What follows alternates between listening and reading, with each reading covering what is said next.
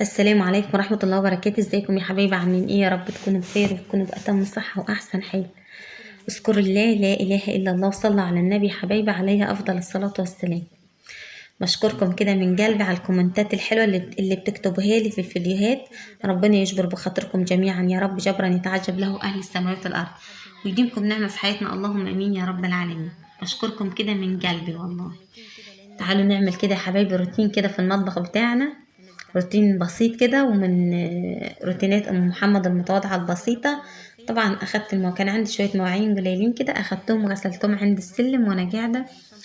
محبش اغسل على الحوض زي ما قلت لكم، دايما بحب اغسل مواعين وانا قاعده في الارض، بس دلوقتي طبعا ايه، بشطفهم على الحوض بينضفوا طبعا. بينضفوا عن غسيل الطشت، لان الميه بتبقى ساريه فبينضف. يلا، مين متحمس كده مع ام محمد كده وبيحب فيديوهات ام محمد وبيتحمس من روتينات ام محمد؟ ربنا يديكم الصحه والعافيه يا رب، وتعيشوا وتعملوا ولولادكم كده، ويرزق كل مشتاق، اللهم امين يا رب العالمين. ويرزق البنات الحلوه اللي معايا في القناه بالزوج الصالح كده. كل اللي نفسه في حاجه ربنا يحققه له، اللهم امين يا رب العالمين، ويشفي مرضانا ومرضى المسلمين، امين يا رب العالمين. رمضان كده، مين زعلان بقى ان رمضان خلاص ايامه بتجري كده؟ ايامه زي العسل والله العظيم، كله خير، كله خير كده. وبتيجي والله، يجي المغرب كده، الطبلية بيبقى عليها كل حاجة، الحمد لله فضل ونعمة من عند رب. ايامه زي العسل، بس بيجري جري كده، ايامه بتجري جري خلاص. بص يعني، فاضل كام يوم فيه بس يعتبر. مين زعلان كده زي محمد ان ايامه بتجري بيعدى بسرعة؟ اقسم بالله والله عدى بسرعة. ايامه خير كده وعلى الناس كلها والله العظيم. شهر كريم، ويا ريت السنة كلها تكون رمضان.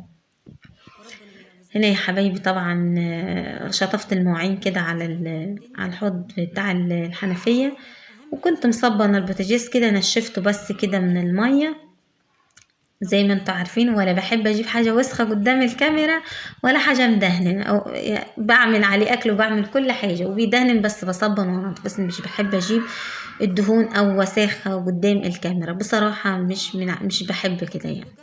بحب كل حاجة اجيبها تبقى نظيفة قدام الكاميرا، واحنا نتحمس مع بعضين. مش لازم طبعا ان انا اجيب الحاجة وسخة كده وتبقى وانضفها قدامكم يعني. اتحمسوا بقى اهو، يعني انا بنضف كل حاجة.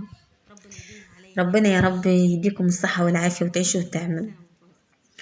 هنا كنت خدت المواعين، بسيب المواعين تصفي في الصينية خالص وبرصها. طبعا السخان يا حبايبي، ناس كتير جت على طول اني مشغلاه محمد. احنا عندنا ممارسة يا حبيبي، بدفع ممارسة مش عداد، يعني انا مش مركبة عداد، بدفع ممارسة كده للكهرباء. هنا يا حبيبي كنت جايبة بقى التموينات كده، بتدينا عليهم مكرونة وكده، ينفعونا يعني، بنجيبهم كده وبينفعونا، يعني بيعدوا علية الشهر وكده. احنا ملناش في المكرونة جو في أكلها، يعني دايما نحب الرز فبنشتري، يعني كل ما بنعمل أكل. كان هنا الجزاز الزيت اتعملت على السكر والحاجات، مسحتهم كده وحشتهم طلعتهم من الكيس. عايزاكم كده يا حبايبي تدعولي كتير، دعواتكم بتيسر امورنا والله العظيم. بفرح للكومنتات الحلوه اللي دايما بتجبر بخاطري بيها، ربنا يجبر بخاطركم يا رب جميعا. ان شاء الله هنفرحكم باذن الله الايام اللي جايه، وهنعمل مشروع حلو باذن الله كده. بس دعواتكم لينا كده بتيسير الامور، وربنا ييسر امورنا يا رب. وهنعمل مشروع ان شاء الله انا وولادي وجوزي باذن الله كده. وهبقى اقول جوزي، انا مش بنكر او ولا بكذب في حاجه، ولا بطلع مثلا اقول مثلا ان انا مطلقه ولا ارمله وكده، لا، هو جوزي معانا وبخير الحمد لله، بس مش بيطلع معانا يعني، بيطلع يسترزق كده، وانا بكون عملت الفيديو فمش بيحب يظهر معانا يعني. ان شاء الله هنعمل مشروع باذن الله كده. آه باذن الله، بس دعواتكم لينا كده بتيسير امورنا. اي حاجه طبعا بنحب نعملها عشان تدخل رزق لبيتنا ولولادنا، لان طبعا الشغل زي ما انتم عارفين مش دايم، واللي بيشتغل رزق يوم رزق يوم بيوم بيبقى على فضل كريم بيطلع. اللي ممكن ربنا يرزقه يشتغل، وممكن ما يبقاش فيه. فان شاء الله هنعمل مشروع باذن الله الايام اللي جايه كده، وهنفرحكم بيه باذن الله، لان انتوا بتحبونا الخير وبتفرحونا.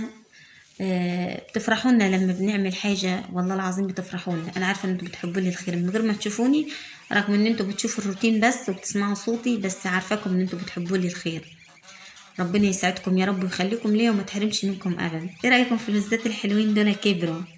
شايفين طبعا انا براعيهم، الحاجة طبعا في البيت بتتراعى تلاقيها. بس طبعا بصراحة يعني العلف ده ضنيني لو اشتريت لهم يعني طول ما معايا فلوس بجيب لهم نص كيلو او كيلو، ما معيش طبعا بقضي ايه اي حاجة كده، شوية عيش ابله لهم شوية ردة كده وبياكلوا. حطيت لهم طبعا يا حبيبي بيموتوا في البرسيم.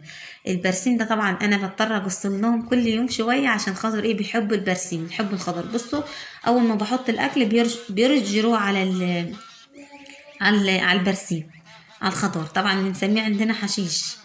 آه هنا بليت لهم كده شوية عيش على شوية ردة. طبعا دول حطيت طبعا للوزتهم طبعا. بصوا اهم حاجة ياكلوا الخضار ده، بيحبوا الخضار خالص. والوزة بتاعتنا والله العظيم يعني اول بطن ليها، وبصوا الحمد لله يعني بسم الله ما شاء الله تبارك الله، ربنا يبارك لي فيهم يا رب. يعني فلحت من اول بطن. الوز حلو وكبار، هما يعني ما كملوش حاجة هم عندنا. بس طبعا انا بديت الحاجة عشان ايه الاقي منها خير. بتنفع والله العظيم بتنفع في البيت، الطيور نعمة في البيت وبتنفع، هي بس بتطلعني في الاكل والشرب. لكن هو الحمد لله مفيش، ربنا بيرزق كل حاجة الحمد لله. حطيت لهم هنا يا حبايبي مية واكل، بطلع لهم مرتين في اليوم كده ابص عليهم واحط لهم كده اكل. طبعا بقيت الاكل ده حبايبي عندي كام فرخة اللي هم الخمس فرخات، نفس الاكل اللي بياكلوا منه الطيور يعني. برمي هنا شوية وبرمي هنا شوية وكله بياكل، بحط مية هنا وبحط مية هنا كده والحمد لله كل حاجة بتتيسر الحمد لله. طبعا عندي ايه بقى الخمس فرخات البلدي دول هم اللي قاعدين بصراحة البطات يعني ذبحت منهم مرتين والباقيين طبعا بيحتهم. البط عندنا غالي نفع يعني بينفع لما بيقاتلوا ظروف كده في البيت ببيع من الطيور دي والحمد لله بعوضه، لما بتفرج عليه بعوض الطيور دي تاني وارجعها تاني عادي يعني. كلنا طبعا بتمر علينا ظروف كده، وايام الايام كلها يوم حلو ويوم وحش، والدنيا كده لازم تمشي، لازم تبقى كده يوم حلو ويوم وحش والحمد لله. ربنا يديمها علينا نعمة، أهم حاجة نعمة الستر وراحة البال دي أهم حاجة يا حبايبي. حطيت لهم كده أكلوا. طبعا الشمس ابتدت الشمس طبعا ابتدت يا حبايبي تبقى سخنة كده على السطح، بطلع كده عشان خلاص الجو بقى ايه ابتدى يبقى حر. بس طبعا انا عامله لهم المكانات برضو للحمام في الجنب ده ضلة على طول، يعني ضلة الحيطة كسرت ضلة فيها. رميت لهم كده بجيب لهم كده حوالي نص جمح وارمي لهم كده شويه منه كل يوم. الحمام طبعا بتاع الجيران مطفشني، بقعد جنبيهم كده لحد ما ياكلوا. الحمام لو سبته حمام الجيران بينزل عليهم ياكل الاكل وما يخليش فيه اي حاجه، فطبعا ايه بضطر اقعد شويه جنبيهم كده. الطيور راحه نفسيه فبحب اقعد جنبيهم. برمي لهم كده ويعني هيبتدوا ان شاء الله كده يبيضوا في الحر. الجو ابتدى يسخن فالحمام كده بيحب يبيض في الحر.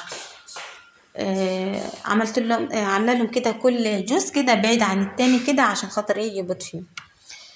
وكمان الوزدات هنا ضللت لهم كده، عملت لهم كده شويه خشب فوقيهم كده. الحته دي ضيقه يعني، فكان عندي شويه خشب وسجاده قديمه لميته كله كده وسطحت لهم بيه فوقيهم كده عشان خاطر الشمس، عشان خاطر الضلة تبقى كسرة كده عليهم. شوية خشب وشوية جريد كده وضللت لهم كده، والضلة دلوقتي بتبقى كسرة عليهم يعني. وقلت الكنبة دي بشرخها كده وبرضه أسطح بيها كده عليهم.